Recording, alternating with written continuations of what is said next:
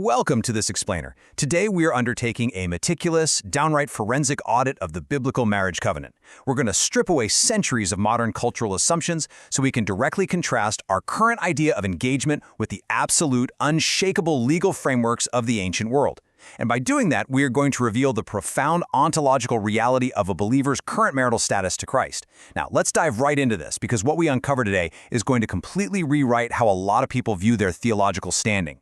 We're approaching this with a rigorous, academic, and deeply analytical lens. But don't worry, we're also going to make sure these incredibly weighty legal and historical concepts are completely accessible. We need to recover the original heavy gravity of these ancient texts, and that starts right now. Here is our roadmap for today's investigation. First, we'll look at the modern engagement myth. Second, betrothal as a legal covenant. Third, intimacy, legitimacy, and divorce. Fourth, timelines and the bride price. Fifth, preparing the covenantal home. And finally, sixth, the believer's present marriage. Section 1. The Modern Engagement Myth. To really grasp what ancient covenants were all about, we have to recognize just how hilariously flimsy our modern concept of engagement actually is by comparison. Seriously, think about it. In our current cultural paradigm, getting engaged is basically just an elevated talking stage, right? It's got a ring attached to it, sure, but at its core, it is an emotional contract. It's highly private, it is completely non-binding, and it's an easily revocable promise. It acts as a trial period to test compatibility. If you get cold feet or if you just change your mind, you can literally call the whole thing off over a text message, update your relationship status on social media, and just walk away. There are zero legal repercussions. You aren't going to be dragged into court for ghosting your fiancé. But according to the scholarly analysis in the document titled Betrothal, Divorce, and Biblical Law, biblical betrothal, which is known in Hebrew as erushin, was an entirely different universe. It was a completely public, strictly contractual, and legally binding marriage state. It was absolutely not a precursor to marriage where you just tried things out. It was the formal, unshakable inception of the marriage itself. You did not enter some murky, undefined middle ground of being engaged. The moment the contract was struck, you were completely and instantly transferred into a permanent covenantal jurisdiction. That brings us to Section 2. Betrothal as a legal covenant. The absolutely crucial term we need to define here is erushin. This is the legal gateway of marriage in the ancient Near East. According to the document Betrothal, Divorce, and Biblical Law, the exact, precise moment the erushin was established and the contract was signed, the couple was legally recognized as husband and wife. Full stop. The source text explicitly points out that a betrothed woman is unequivocally referred to as another man's wife under the strict legal code of Deuteronomy chapter 22, verse 24. We really have to understand how radical this legal status shift was. In the ancient world, women needed concrete, absolute legal protection. A casual, modern-style, non-binding engagement would have left a woman incredibly vulnerable in that society. Erushin wasn't just a nice, romantic social custom. It was a rigid, ironclad legal status that legally transferred the protective jurisdiction over the woman from her father's household directly to her new husband. It provided immediate, legally enforceable safety and definition. This table brilliantly illustrates the two-gate process of biblical marriage. Erushin establishes the absolute legal jurisdiction. It is the contractual reality where exclusivity is bound by law, even though the bride typically remained living in her father's home for a time. The second gate, which is called nisuin, or the home-taking, is what realizes the domestic union. It transitions the legal fact into a physical and social reality. Now, you must understand this key distinction, because it's where we get tripped up. These are not two different types of relationships. It is not a dating phase that is later followed by a married phase. They are sequential milestones of one singular unified marriage covenant. The strict legal exclusivity is demanded at the very first gate, not the second. And this brings us to a severe legal consequence that honestly shocks a lot of modern readers.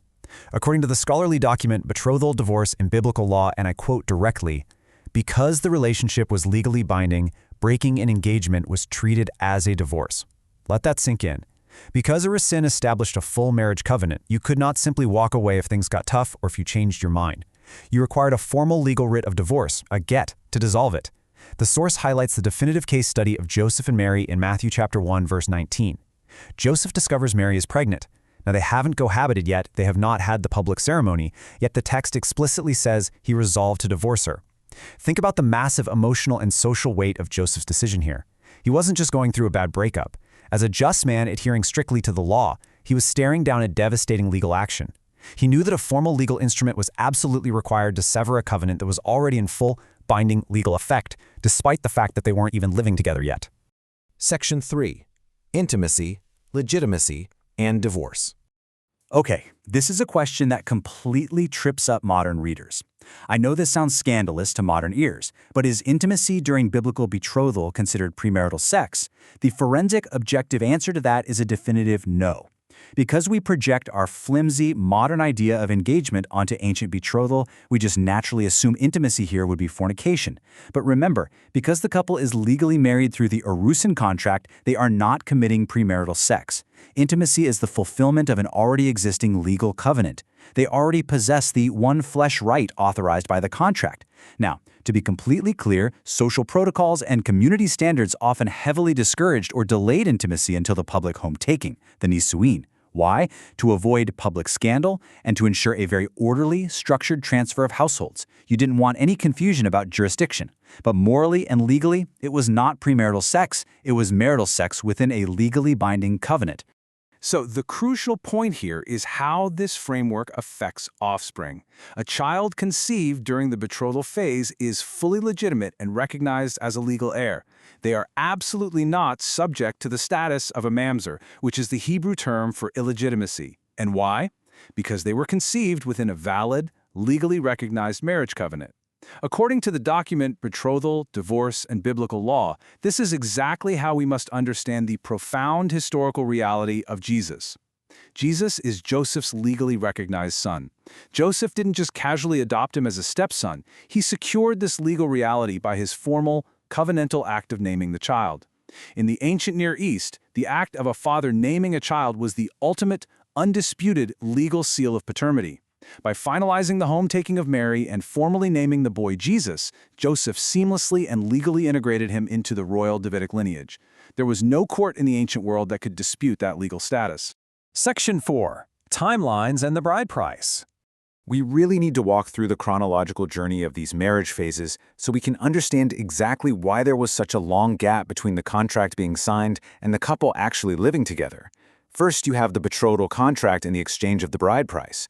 Then comes a waiting period, and this often stretched for months or even years.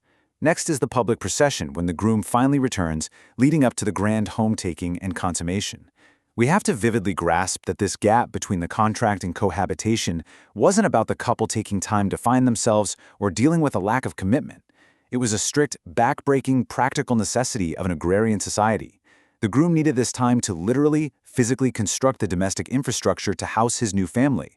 We are talking about heavy masonry, cutting timber, sweating in the dust to build an actual stone addition onto his father's house by hand. It took real time and immense labor. Central to this whole economic arrangement was the mahar, or the bride price. And right now, we must completely deconstruct the modern, cynical misconception of the mahar as some sort of commercial purchase of a woman. According to the document Betrothal, Divorce, and Biblical Law, it was absolutely not a transaction to buy property. Instead, I want you to think of the mahar like a first-century trust fund or a massive life insurance policy. Yes, it served as an economic adjustment to compensate the father's household for the profound loss of the daughter's labor, but far more importantly, it acted as a protective trust.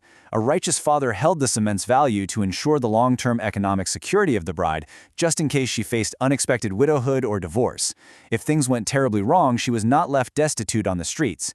It was a serious, substantial covenantal safeguard, not a price tag. Section 5. Preparing the covenantal home. So during that extended waiting period, the groom is meticulously preparing the bridal chamber. He had to definitively prove to his community, and especially to his father-in-law, that he could provide food, clothing, and shelter. This wasn't just a casual cultural expectation, like hoping your new son-in-law has a decent job. Exodus chapter 21, verses 10 through 11, underscores the severe legal weight of these covenantal provision rights. The stakes were absolute. If a husband failed to provide sustenance, shelter, and marital rights, the covenant was legally breached, and the woman could literally walk away free. So the groom leaves his wife at her father's house not out of neglect, and they certainly don't take time apart just to casually plan a wedding reception. He is away doing intense manual labor to prepare the infrastructure required by law to sustain their physical one-flesh union. Now, let's apply this rigorous historical context to a specific biblical passage that actually often gets misconstrued by this cultural background. John 14, where Jesus says he goes to prepare a place. According to the scholarly source titled The Father's Household, this passage is actually fundamentally about a family homecoming, not a wedding. Quote, "The text is focused on Jesus making a place for his followers to reside in the Father's presence as a household, completely independent of any marital metaphor."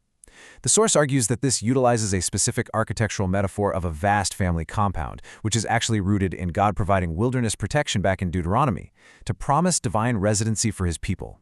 It is a systematic theological error to force a first-century marital metaphor onto John 14 when the immediate text and the historical context aggressively demand a household and temple residency framework.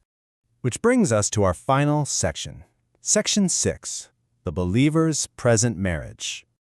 We have now reached the absolute climax of our forensic audit, applying this precise legal framework directly to the spiritual realm. To do this, we must categorically separate our day-to-day experience of waiting from our ironclad legal ontological status. Experientially, yes, of course, we are waiting for the groom's return and the final physical manifestation of the household.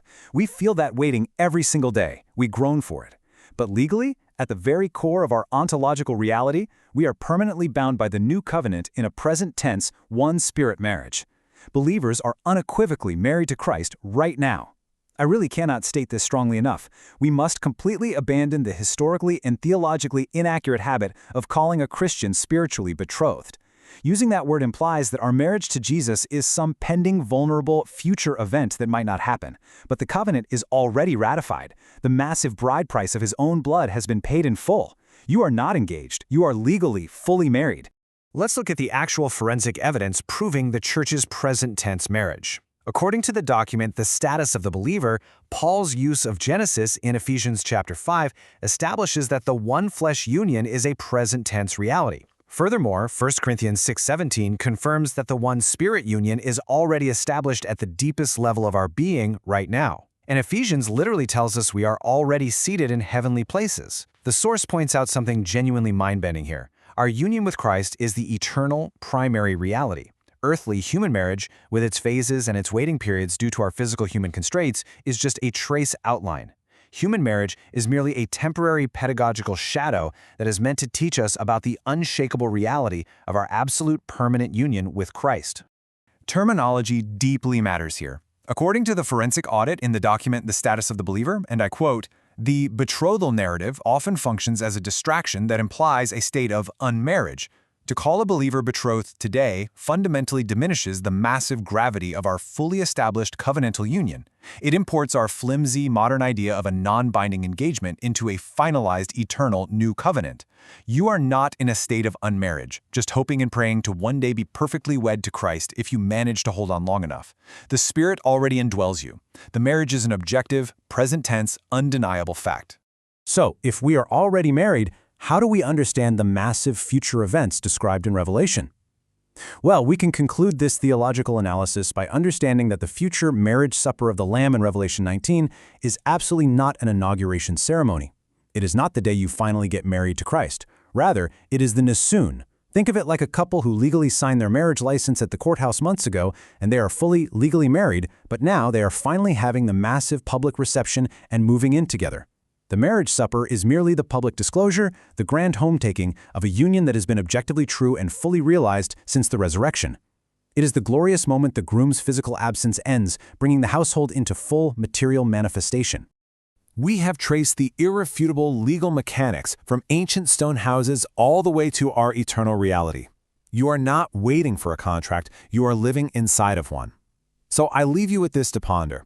If you are completely, legally, and permanently married to Christ right now, if that union is an established, unbreakable fact secured by the blood of the groom himself, how does that absolute security change the way you live today?